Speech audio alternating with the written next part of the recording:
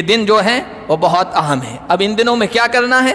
اللہ کے نبی صلی اللہ علیہ وسلم نے ایک عمل تو یہ بتایا ہے کہ ان 10واں دن تو عید کا، اس دن روزہ نہیں رکھنا ہے، لیکن 9 دن روزے۔ عرفہ کے روزے کی تو فضیلت آپ کو پتہ ہی ہے 9ویں کی، لیکن شروع کے جو 8 دن ہیں ان میں بھی روزہ رکھنا پسندیدہ عمل ہے۔ آپ روزہ رکھیں، اللہ کے ہاں بڑا اجر و ثواب پائیں گے۔ ایک کام روزہ ہے۔ دوسرا کام حضور نے فرمایا فَأَكْثِرُوا فِيهِنَّ مِنَ التَّحْلِيلِ وَالتَّكْبِيرِ وَالتَّحْمِيدِ، ان دنوں میں لا الہ الا اللہ خوب پڑھو، اللہ اکبر خوب کہو، الحمدللہ خوب کہو۔